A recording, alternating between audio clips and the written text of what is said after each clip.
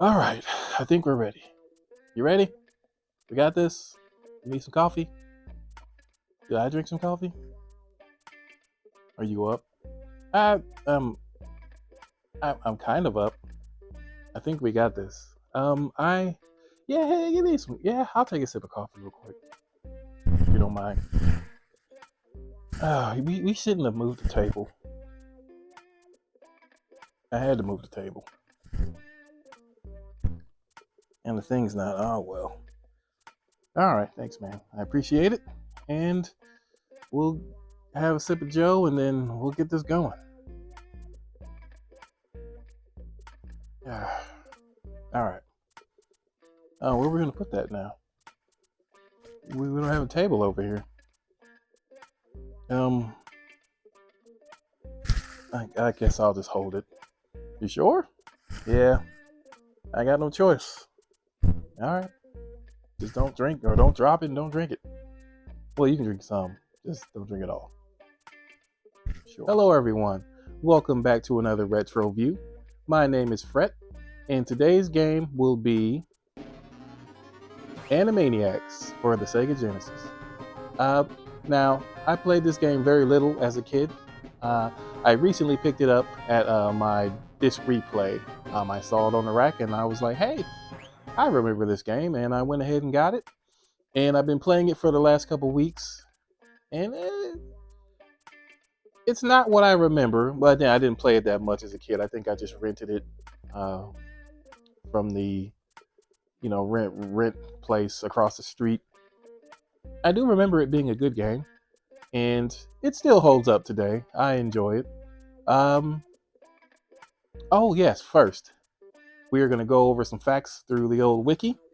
I have my trusty dusty phone here, so we're going to read the first entry and get a little facts, and then we'll go from there. Alrighty, let's see here. Animaniacs is a series of platform video games developed by Konami. Based on the TV series of the same name, the two games were developed featuring significantly different gameplay and storylines. One on the Super Nintendo and the other for the Sega Genesis / Mega Drive. Oh, they made one for the Game Boy too. The NES and Genesis versions were released in 1994, and the Game Boy version was on 1995. Didn't know they had. Well, I guess, yeah, they would have a Super Nintendo version. I only played the Sega version. I also played. I think I played Tiny Toons on the Super Nintendo. That's another game that I want to get. But today, we're going over Animaniacs. So, the intro. Intro is pretty good. If it starts out with a little cutscene with the Warner Brothers and the Warner sister. They pop out and they give a little short cutscene, just I guess introducing themselves to the game. If you don't know Animaniacs, you star as the Warner Brothers. Let's see, Yakko and Wacko, and the Warner sister Dot. Trying to think. There's really not. Well, okay. I guess I should say this. This game is more of a platformer puzzle game. There's very little combat, which is cool. Not everything has to be, run and gun. I remember as a kid, I was trying to play this game, like a run and gun, like a Sonic the Hedgehog. I was just running and, trying to finish the game, the level as fast as I could. And I don't remember it going well. Kind of like the same now. I was just kind of barraging my way through the levels, and I was getting massacred. Just by the... So... Oh, I guess I should go over the mechanics. So, what you do in this game, as I mentioned, you play as Yakko, Wacko, and Dot. Yakko has his paddle ball, and he can push and pull crates and like rocks or heavy objects, I should say. Most of it being crates. You'll see in the game. Wacko has his mallet. He can attack with it, but like I said, there's not much combat. There's very little things you'll actually be attacking with the mallet. It's mostly used for busting up, rocks or he can light fuses and like say, so you can be shot out of cannons and things like that. Dot has the ability to charm NPCs or other characters.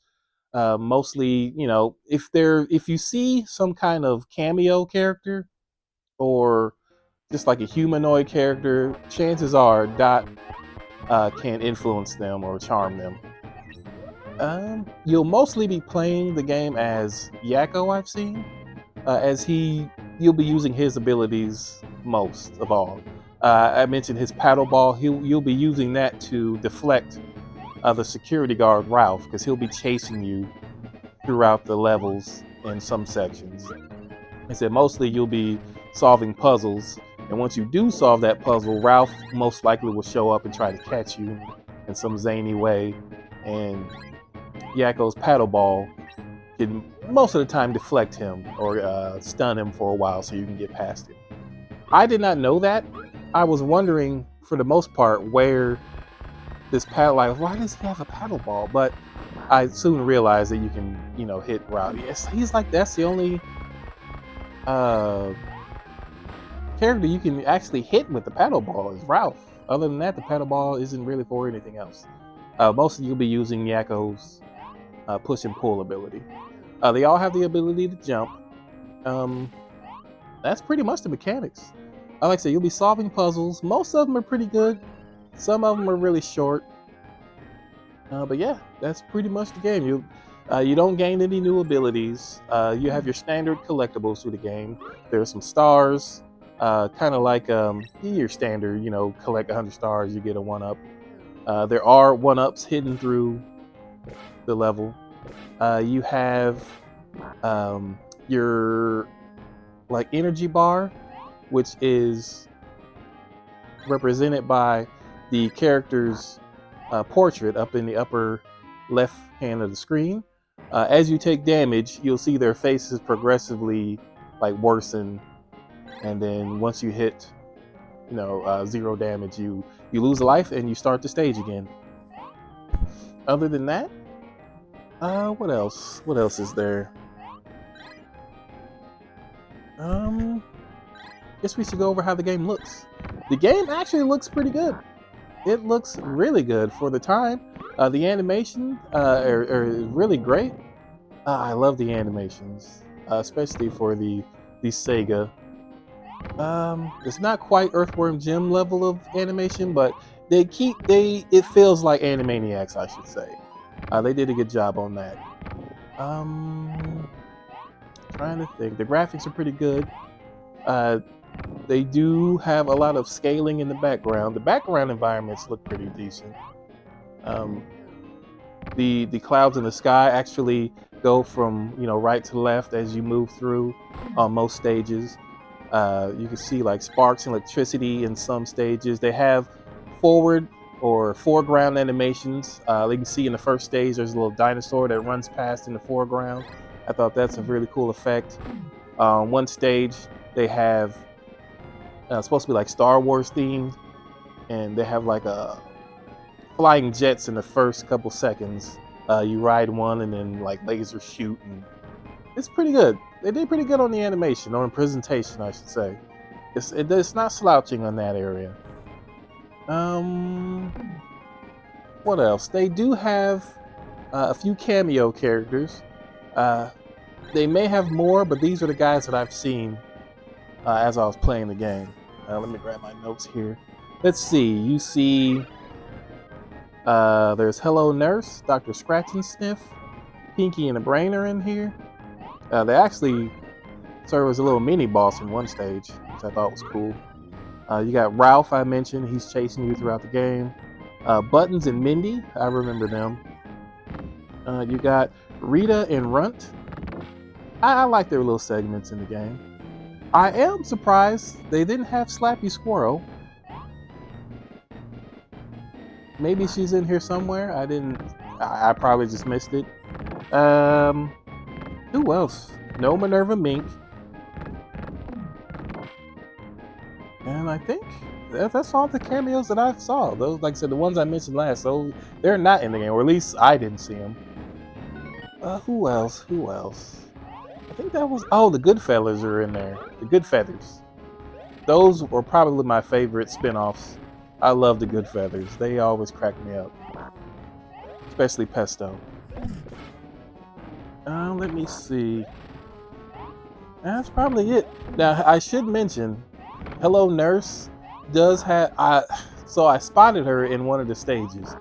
And I was going to run past, but then I decided, I was like, nah, I gotta check this out. Because Dr. Scratch and Sniff is sitting in his chair, right, to the left. And then Hello Nurse is like walking back and forth on his platform. So I was like, there's gotta be something over there. And plus I thought Dr. Scratch and Sniff was gonna like do something. Which he did. But Hello Nurse, if you're playing as Yakko or Wacko, and you go beside Hello Nurse, they basically lose. Like, you can't control them anymore. They're enhanced or charmed by Hello Nurse. Like, they'll just stand there and like start dancing and oogling her. So you have to change to Dot so you can walk past her, which I thought was pretty cool. And I was like, oh yeah, Dot doesn't care about Hello Nurse. So when I got past that and I went up to Dr. Scratch and Sniff, he starts depleting you of your stars. Which I was like, okay. He's like sucks you in for some reason. Like, I guess that makes sense so he can get the stars. But there's like no grab animation or anything. He's just like, it's like some kind of force is pulling you towards him, and then your stars start being depleted. So you gotta fight it and get away from him. But other than that, things that the stages are pretty, like I said, they're really puzzle heavy. Most of the puzzles aren't too difficult, but I wish there was a little more to them. There's only 4 stages in the game, and I'd say maybe each stage takes about, I would say about 20 minutes if you're going in blind. If you know what to do, through multiple gameplays, you'll figure this game out real quickly, and that 20 minutes will turn into like 5 minutes. So it's a very, very short game from what I've seen. I haven't beat it yet, but I have made it. Well, I've beaten all the first 3 stages. The final stage, I haven't played enough to figure it out, because you can select the stage that you want. Like, soon as the game boots up and you go in, you can pick scene 1, 2, 3, or 4. I was stuck on scene 1 for almost a while. Then I kind of quit playing the game, and then I was like, you know what? I had to change my tactics. Like I said, I was a running gunner till I slowed down and actually started playing the game for what it was, and things started to click for me. Switching the characters, you can switch. There's a change button. So the A button is your action button, B button is to jump, C is the change button. You can change this up in the configurations. I just kept the default controls. So once you learn how to switch between the characters, it starts getting real easy. Like I said, mostly you'll be staying, well, I should say it's advisable to stay as Yakko. Because you'll be pushing and pulling a lot of things. Dot really doesn't have much to do in this game, from what I've played. Like, you rarely switch to her. And then you'll switch to Wacko on occasions just to break some things, and then like light a fuse, and then you'll switch back to Yakko. That's at least what I've done. So on the last stage, I haven't got there yet, but like I said, I figured it out, and I've quickly started going through these levels. Once you know what to do, because nothing really changes. There's no, everything's the same, so you'll figure it out. Trying to think what else. That's pretty much it. So what I'll do here is I'll shut my mouth and let you guys look and listen to some of the gameplay.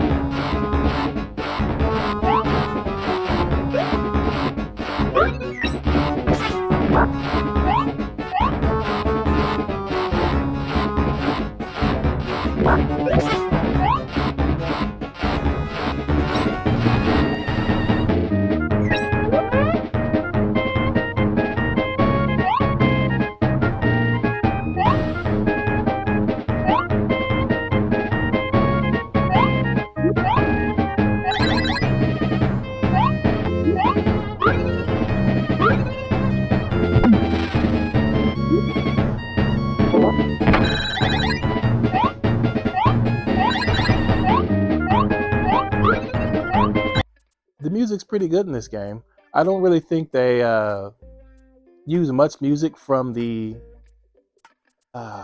cartoon, but nonetheless, they did a pretty good job. And that's the game pretty much. I enjoy this game. I do recommend it. It is a good game. Like I said, and if anything else for the music and the animations, it does feel like an Animaniacs property. It's really good. I'll probably continue it and I'll go ahead and beat it so I can see what the ending looks like. I think it's worth it. Plus, it probably won't take me that much longer.